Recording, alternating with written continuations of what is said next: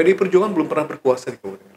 Itu dia yang mau saya tanyakan. Iya. Gimana tuh Kang Pipik? Ya artinya ya harus 2024 Harus ya? saya dan memang harus ada perwakilan dari PDI Perjuangan untuk memimpin Karawang di eksekutif ya. Iya.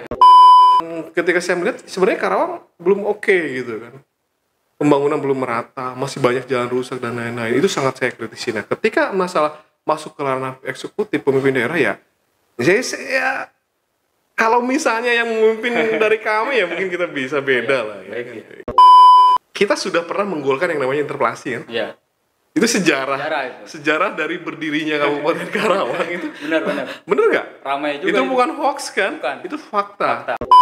Karena tadi fokusnya ke Pileg, Kang Pipik rencana mau tetap di dapil sana atau naik nih ke provinsi atau RI?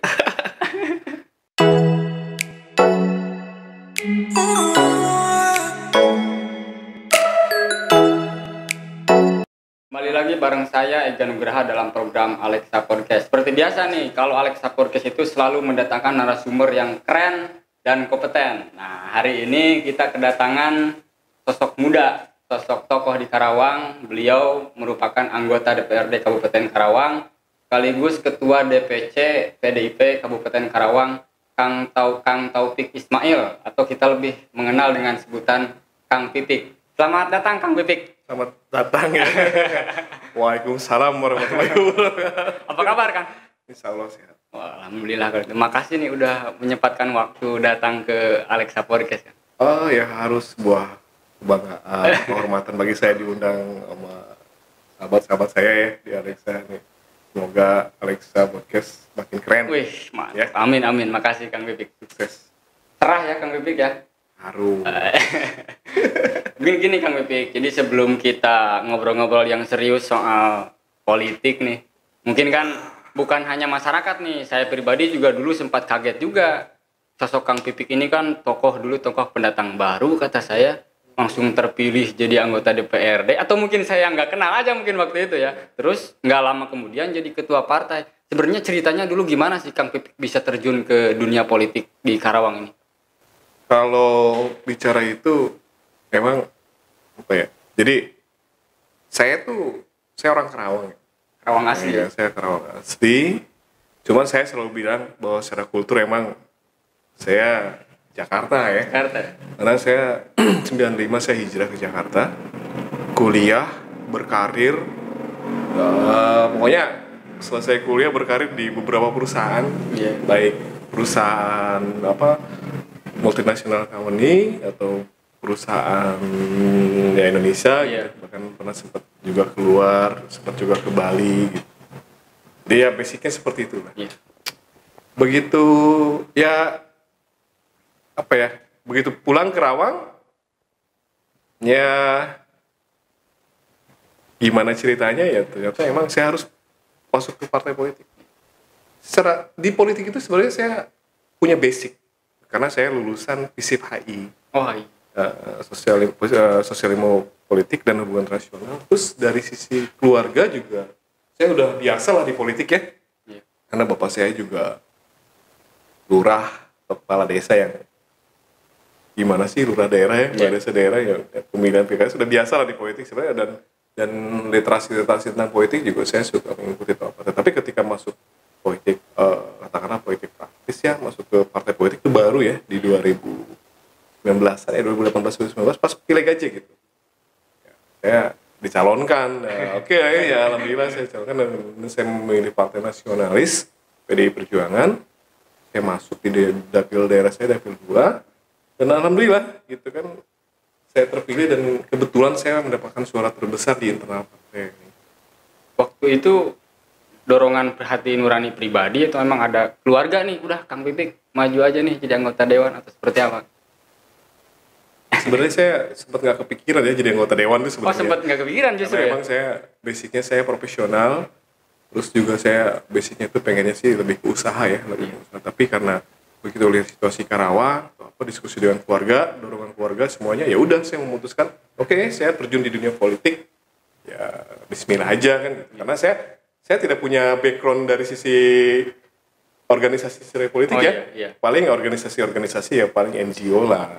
Kalau di Karawang kan ormas LSM kayak gitu ya, saya di situ masuk keluarga besar ormas dan LSM di Kabupaten Karawang gitu. Saya banyak, kebetulan mungkin juga karena saya putra daerah, banyak saudaranya gitu ya, gitulah kan kayak gitu ya. Saya mencoba aja di politik dan alhamdulillah 2019 berarti Kang? iya 2019.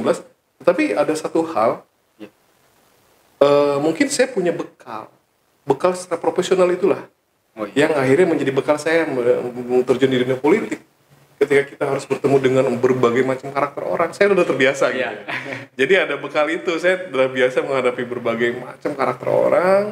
Ya, karena saya profesional, pernah bekerja di beberapa perusahaan, berkunjung ke berbagai daerah di Indonesia, ketemu berbagai macam karakter.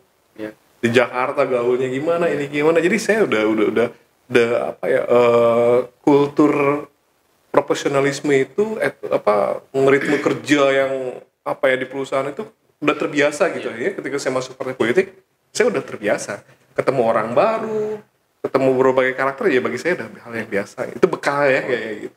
Nah, yang akhirnya termasuk saya pribadi ini kaget juga, nggak lama menjabat anggota DPRD, tiba-tiba Kang Bebik dengan gebrakannya jadi ketua DPC PDIP. Itu gimana ceritanya itu? Dinamikanya waktu itu seperti apa sih? Ya, emang ini banyak selalu dipertanyakan. Saya juga kadang-kadang saya juga nggak bertanya juga lah. Nggak kepikiran juga. Nggak kepikiran. Karena bagi saya sangat tahu diri lah ya.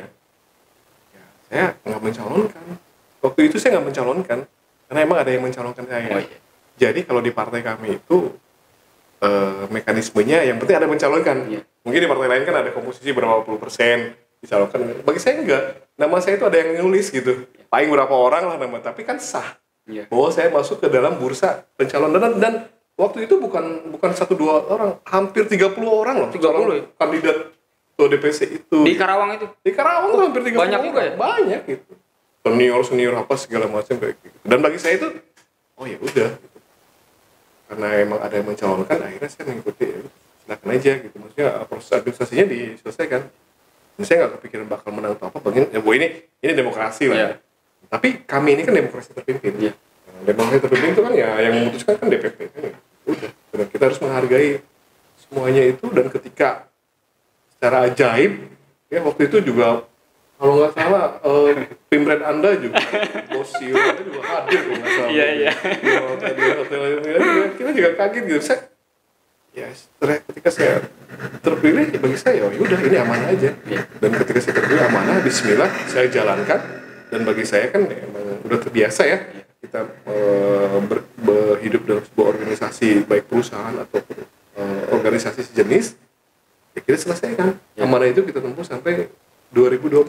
Gitu aja. Nah dulu kan seperti tadi Kang Titik bilang, dulu kan sebagai profesional ya, sebagai pengusaha lah bisa disebut, akhirnya terjun ke politik.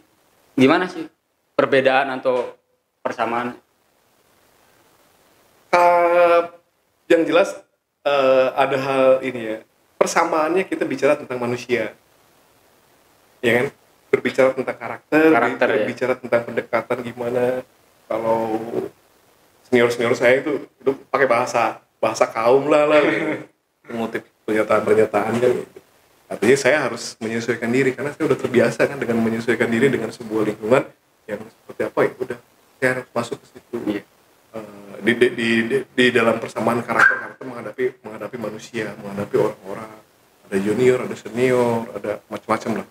Terus kalau ya di perusahaan kan kita bicaranya kan loss and profit, bicara kalau investasi ROI-nya, return of investasinya kapan, terus bicara cash flow, bicara ekspansi usaha dan lain-lain kan kayak gitu. Ada konsep yang sama, itu misalnya promosi marketing sama di dalam politik juga ada ya. Artinya emang mirip-mirip seperti itu.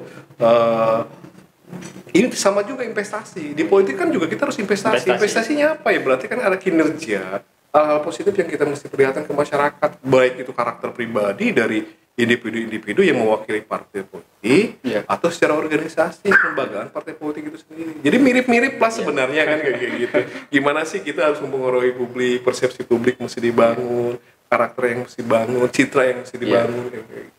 Ya termasuk produk kayak misalnya Anda jual produk kan juga harus produk itu dikenal masyarakat kayak gitu. Nah, sekarang kan menjelang pemilu nih Kang Bebik. Bentar lagi lah hitungan tahun ya. Mungkin nggak kerasa ya.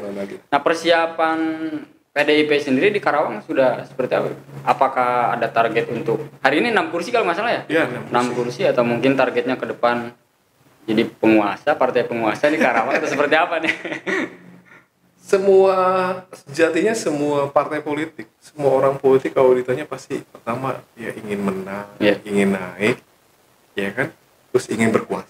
Ya politik kan goalnya kan ya kekuasaan. Dan kekuasaan yang sah, yang emang regulasinya diatur oleh undang-undang. Karena kita menganut sistem trias politika kan, di mana yudikatif, legislatif, dan eksekutif. Kita sekarang hari ini bicara legislatif. Pertarungan politik itu kan berarti pertarungan perayaan kursi suara. Perayaan kursi suara yaitu menempatkan wakil-wakil kita yang duduk di parlemen.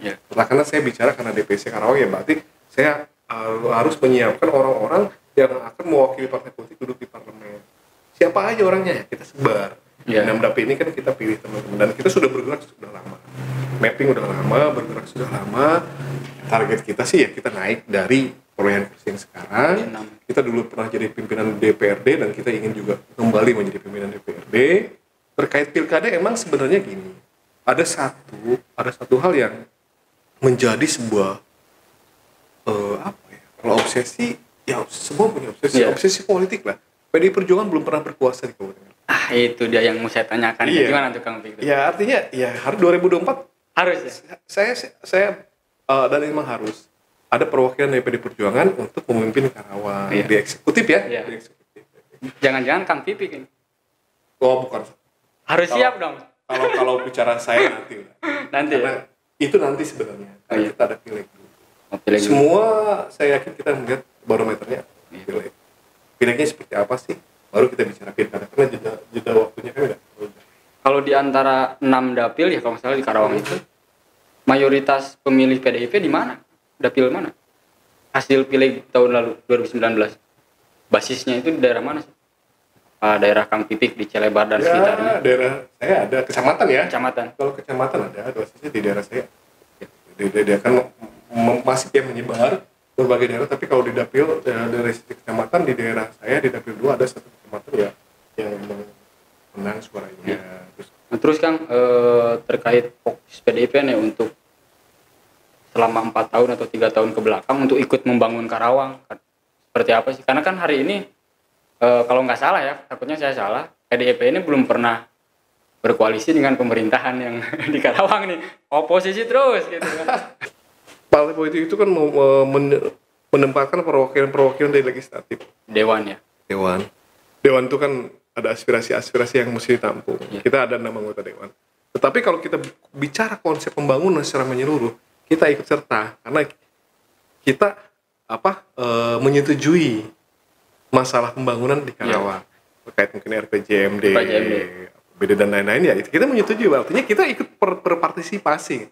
Cuman kalau masalah aspirasi di breakdown per anggota dewan per dewan. Nah itu ya terkait pembangunan Karawang. Tetapi kita bukan hanya sebagai partai politik atau sebagai perwakilan legislatif partai politik di legislatif itu bukan hanya masalah pembangunan saja. Tapi kita juga mengkritisi juga. Mengkritisi artinya apa? Kita juga memberikan masukan-masukan yang positif buat ngebangun Karawang. Contohnya misalnya, saya selalu bilang ini ada sejarah yang harus diketahui oleh publik. Wah mungkin teman media atau semuanya. Kenapa? Ya teman media tahulah. Kita sudah pernah menggolkan yang namanya interpelasi kan? Iya. Itu sejarah dari berdirinya Kabupaten Karawang itu. Benar nggak? Ramai juga. Itu bukan hoax kan? Bukan. Itu fakta. Dan bahkan kalau mau di tracking siapa yang nama paling atas tanda tangan untuk masalah interpelasi ya ada nama saya kan? Benar. Terkait COVID, penanganan COVID. Jadi itu adalah sejarah. Dan sampai ke paripurna, bayangkan. Interpelasi sampai ke paripurna dan 49 anggota dewan ngomong semua. Iya. Karena voting terbuka, nggak voting tertutup.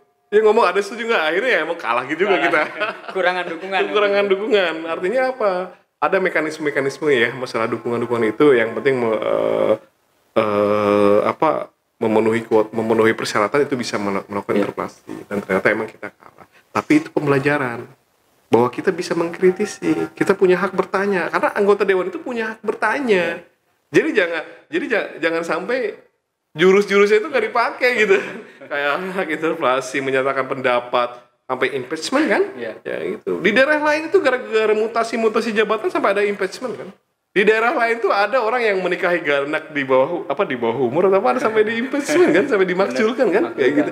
Jadi emang kekuatan legislatif. Ya, karena apa? Karena kita menganut sistem ya trias politika ya, di bernegara kita kan ada legislatif, yudikatif, eksekutif. Tetapi ketika bicara eksekutif ya kita bicara dengan legislatif. Gimana kritisi kita terhadap pembangunan Karawang. Nah itu hadir ya partai politik. Pemikiran-pemikiran itu kan ada debat. Di dalam konsep pembangunan itu ada debat. Oh ini analisa gini loh, misalnya anggaran, kan kita ada Banggar. Ini ada komisi-komisi dengan berpartner dengan dinas-dinas terkait. Di situlah sebenarnya fungsi. Jadi jangan berpikir anggota dewan kerjanya apa sih gitu. Ya sama kerjanya kayak dinas. Ketika dinas menyampaikan sebuah konsep, baik itu penganggaran, budgeting dan lainnya, kita harus berdiskusi dengan komisi-komisi terkait. Ya. Itu kan anggota dewan. Konsep pembangunan gitu, diskusi dengan anggota-anggota dewan terkait, komisi-komisi terkait, bicara anggaran, diskusi juga, disampaikan juga ke Banggar, itu kan deh. Ya. Jadi kerjanya ya kayak gitu. Ketika sepakat ketok palu ya paripurna. Kalau nggak ada paripurna nggak jalan. Pembangunan nggak jalan kalau nggak ketok palu kan gitu. Ya itu ya, maksudnya saya konsep partisipasi partai politik di dalam pembangunan termasuk PDI Perjuangan juga. Nah, hari ini kan masih di legislatif nih, keterwakilan PDIP. Karena bentar lagi juga menjelang pilkada. Gimana? Apa mungkin itu PDIP mengusung kader sendiri? Karena kan 5 tahun lalu masih kalau nggak salah orang luar ya. Gini ya, sebenarnya saya balik lagi ke tadi. Kita banyak mengkritisi. Iya. Ketika Anda bisa tracking lah kami. Sebenarnya gini, ketika ada paripurna, pandangan-pandangan praksi di situ, Anda bisa minta kopiannya. Apa sih sebenarnya ya input yang dari parlemen, dari masing-masing praksi terhadap eksekutif? Kami itu selalu bicara tentang misalnya tentang bicara pengangguran, bicara disabilitas, bicara infrastruktur yang apa. Saya bicara abrasi. Ya kan? Wilayah Kang Pipi di sana. Iya, saya bicara masalah macam-macam lah kan kayak gitu. Jadi CSR saya juga singgung. Semua kan kita menyinggung legislatif itu. Dan ketika saya melihat sebenarnya Karawang belum oke gitu kan. Pembangunan belum merata, masih banyak jalan rusak dan lain-lain. Itu sangat saya kritisi. Nah, ketika masalah masuk ke ranah eksekutif pemimpin daerah ya saya kalau misalnya yang memimpin dari kami ya mungkin kita bisa beda lah ya, kan? Gitu ya. Artinya karena kami pun belum pernah ada kesempatan untuk memperbaiki yang belum oke itu ya. Sebenarnya kan banyak yang mesti dibenahi di Karawang. Saya rasa banyak pihak sepakat bahwa Karawang itu perlu pembenahan dari hulu sampai hilir, sampai hulu itu banyak hal yang mesti dibenahi. Bidang apa? Infrastruktur. Banyak hal terkait infrastruktur, kesehatan, sumber daya manusianya atau apa ya. Kayak kemarin kan saya sempat kelas juga yang ngomong mau interpelasi masalah interchange ya. Waktu itu kan saya kencang masalah interchange karena apa? Karena kok BUMN mau diskusi dalam apa BD. Logika berpikirnya kan enggak gimana. Waktu itu PDIP yang paling keras ya. Saya kan mengancam interpelasi. Akhirnya kan tidak ada alokasi APBD, akhirnya kan di cancel. Kan? Alhamdulillah. Nah, terkait masalah kekosongan jabatan, ternyata kemarin saya kencang juga. Saya akan interpelasi kalau misalnya tidak ada open bidding. Alhamdulillah kan sekarang sudah jalan. Artinya apa? Ada hal-hal yang emang saya mesti teriak. Kami harus bersuara terkait masalah itu. Ya kalau masalah pimpinan daerah ya nanti kita lihat lah. Ya kami juga berharap. Satu keinginan besar kami bahwa selama berdirinya pemerintahan ya di Kabupaten Karawang, kami belum pernah menempatkan wakil kita. Tapi ada nggak suara-suara dari masyarakat? Kang Pipik maju dong gitu. Ya, udah ada belum? Ya biasa yang kayak gitu mah. Berarti ada ya? Standar lah kayak gitu. Nah sekarang hatinya Kang Pipik mau nggak? Saya nggak bicara masalah itu, kita bicara pileg dulu. Oh pileg dulu ya? Pileg dulu, kita lihat pileg dulu. Oke, nah karena tadi fokusnya ke pileg, Kang Pipik rencana mau tetap di dapil sana atau naik nih ke provinsi atau RI? Rencananya insya Allah naik. Nah, pokoknya levelnya naik lah insya Allah. Gitu. Ya, berarti target suara juga naik dong? Lah kan kalau target suara kan berarti target kursi. Kalau saya kan gini lah, saya kan ketua partai. Ya saya ingin mengunjungi semua daerah di Karawang misalnya, dan saya ingin membantu semua caleg kan yang ada di Kabupaten Karawang. Biar kita silaturahminya bareng kan gitu. Yeah. Jadi kan tanggung jawab saya kan gimana partai menang gitu. Menang. Iya. Ya salah satu strategi politik saya seperti itu.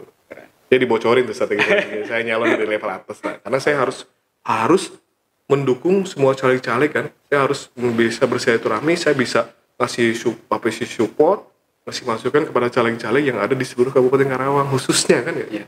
Nah terakhir Kang Pipik, karena ini menjelang pemilu legislatif, kemudian pilpres, kemudian pilkada juga ya Karawang. Iya. Apa yang ditawarkan PDIP untuk masyarakat Karawang khususnya nih, agar mereka mau memilih PDIP di pemilu nanti? Ya, terima kasih nih dikasih ruang. Yang ditawarkan apa nih? Pertama, kami ini partai nasionalis. Kami selalu menjaga keutuhan bangsa ini. Ya, keberagaman atau apapun kita pertahankan. Pancasila, NKRI itu harus ya kita jaga. Perbedaan-perbedaan politik adalah yang wajar. Nah, konstelasi politik bentar lagi memanas. Ada pileg, ada pilpres, ada pilkada. Dan saya berharap semua kondusif. Ya kan? Yang kita tawarkan kepada masyarakat Kabupaten Karawang adalah ya kita akan melakukan perubahan. Kami ingin ada perubahan-perubahan yang signifikan dalam tata kelola pemerintahan, infrastruktur, pengelolaan CSR, keberpihakan kita kepada misalnya sahabat-sahabat disabilitas, lansia, terus misalnya para hal-hal yang jadi isu-isu sensitif sekarang juga kan harus kita juga benahi terkait relokasi pasar, program-program BOT, efektivitas seperti apa. Dan kami juga ngelihat Karawang juga membutuhkan rumah sakit besar, kemungkinan juga akan membuat rumah sakit besar ya di RSUD satu lagi, misalnya RSUD Rengas Dengklok, ya kita dukung itu. Ya kita ingin kami berjuang bahwa kami tidak ingin ada jalan rusak di Kabupaten Karawang, karena sampai saat ini masih ada jalan rusak. Masih ada atau ya, banyak ya, masih ada itu ya, masih banyak, dan masih ada itu sebenarnya hebatan masih ada. Iya. Jangan kalau masih ada tuh bisa lebih dari banyak kan kayak gitu. Ya, itu memprihatinkan. Abrasi yang berpuluh-puluh tahun. Saya nggak tahu ya. Maksudnya pemerintah Kabupaten Karawang itu gini loh. Lobby-lobbynya bagi saya kurang. Iya. Nah, pemerintah provinsi atau kementerian itu lobbynya minim sekali gitu. Karena kita tuh terlalu sombong gitu. Orang Karawang terus sombong untuk mengandalkan APBD. Terus kita lupa kita tuh punya APBN. Kita bisa banyak daerah-daerah itu di Indonesia yang bisa pimpinan-pimpinan daerahnya melobi kementerian, melobi untuk ngebangun daerah. Ya apa ya, Karawang kan sebuah ironi juga. Pabrik, ribuan pabrik. Ya. Terus misalnya gini loh, ribuan pabrik, emang pajaknya perusahaan-perusahaan itu oleh Karawang, kan pusatnya di Jakarta semua. Bikinlah negosiasi ulang. Jangan sampai gini loh. Banyak perusahaan terkenal Karawang, kota industri dan lain-lain, ada kemiskinan ekstrim. Benar. Ya kan nggak boleh kayak gitu. Atau ada misalnya masih ada intoleran gitu. Bagi kami tidak ingin ada intoleran. Kami tidak ingin ada predikat miskin ekstrim atau apapun ya. Kami ingin benahi itu semua infrastruktur. Termasuk pengangguran kan. Pengangguran ya pasti konsep. Jadi isu. Artinya apa? Pengangguran itu sebenarnya kan ini harus dibenahi kayak kalau pimpinan daerah political will-nya lah. Oh iya benar. Anda tinggal kumpulin misalnya. Ini mungkin kalimat entengnya. Iya. Entengnya sederhana ya. Sederhana. Kenapa sih nggak dikumpulin semua HRD perusahaan, diajak ngobrol? Diadu di ini loh, kayak FGD loh. Iya. Fokus group discussion ya misalnya. Kumpulin ini para HRD perusahaan, ini para tokoh masyarakat Karawang, ngobrol. Cari permasalahannya di mana. Itu yang masalah. Terus pemerintah Kabupaten Karawang itu juga harus mengevaluasi juga sekolah-sekolah. Ya. Jangan sampai ada yayasan-yayasan bikin sekolah yang penting bisnis. Saya pernah minta Disnaker tolong diaudit berapa sekolah yang ada di Kabupaten Karawang yang menghasilkan lulusan SMA atau SMK yang daya serap di perusahaannya berapa persentase. Biar kita evaluasi. Jangan sampai sekolah itu jadi bisnis. Karena apa? Karena itu adalah ladang. Ketika ada anak sekolahnya mungkin kurang baik hasilnya atau apa, itu akan menjadi ladang dari komplotan yang misalnya pencari tenaga kerja, calo-calo dan lain-lain. Karena apa? Karena mereka tuh berani bayar. saya berani bayar. Nah itu juga harus dibenahi. Itu gimana cari solusinya. Saya sederhananya diajak ngobrol, tolong. Diajak ngobrol diperbaiki masalah kualitas SDM-nya, diajak ngobrol juga panggil. Saya berharap ya pimpinan dari sekelas bupati atau wakil bupati dengan Apindo atau misalnya dengan Kadin, dengan dinas Disnaker dan tokoh LSM masyarakat ormas semua, tokoh pemuda dikumpulin, ini diajak ngobrol, bikin ininya apa sih? Ya kan, jadi jangan mencederai karena ini ada perekrutan melalui perekrutannya daerah-daerah yang lain kan kayak gitu. Walaupun sebenarnya kadang kita juga tidak bisa melarang juga karena ini kan perusahaan yang di mana mereka juga melakukan perekrutan ada standarisasinya juga kan. Begitu mereka kiblatnya juga ke nasional, ke Jakarta, bukan di Karawang. Itu maksudnya ada hal-hal yang negosiasinya itu. Nah, itu terus juga CSR dong. Maksudnya saya kan selalu kritisi ini ribuan pabrik padahal kami di legislatif udah selesai. Kami itu udah bikin perda CSR. Perumnya enggak ada. Belum dibangun disabilitas, kita udah bikin perda disabilitas, perumnya enggak ada. Garis padan misalnya gini garis padan jalan apa segala macam perdanya sudah ada, perumnya nggak ada. Mungkin dulu LP2HB juga kan nggak ada. Yang jadi kendala apa sih infonya? Ya di perbub lah. Saya sudah keras gitu, tolong perbubnya ya lihatlah di bagian-bagian hukumnya gimana ini, apa sih kendalanya sampai saya teriak di paripurna juga, ini gimana sih perbubnya, kita sudah bikin. Perda itu kan pakai uang, bikin perda itu kan ratusan juta. Tapi kan kalau sudah jadi perbubnya nggak jalan mau gimana? Itu juga salah satu permasalahan selain infrastruktur. Banyak permasalahan di Kabupaten Karawang itu ya terkait misalnya saya hanya ngelihat kearifan lokal Karawang itu nggak ada. Jadi keberpihakan Karawang terhadap kultur kearifan lokal itu saya rasa kurang. Ya kalau bisa tuh gapura-gapuranya dibikin ke Sunda-Sundaan. Kalau saya berkunjung ke daerah lain, ya ke DPR itu kearifan lokal tuh dibangun. Biasanya bangunannya mirip apalah, depannya gimana gitu kan, pakaian adat gimana. Saya ngelihat Karawang tuh kurang ke arah sana kan gitu. Jadi banyak hal lah. Gitu. Berarti kekurangan itu nanti akan dibenahi oleh PDIP Kang? Ya pastilah, pasti. Artinya apa? Kita selalu menyuarakan itu. Anda kalau gini loh. Kalau di partai politik, di parlemen, di anggota DPRD itu, kalau mau melihat apa sih inputnya mereka, Anda bisa minta kok ke kami. Kami tuh setelah di rapat paripurna kan selalu menyampaikan pandangan fraksi. Di situ kita bongkar semua. Saya kan gini, saya minta misalnya gini, Anda boleh track ya. Saya minta disediakan yang namanya mobil-mobil damkar dari motor apa gitu, untuk seluruh desa misalnya, untuk seluruh kecamatan. Pertolongan pertama pada kebakaran misalnya.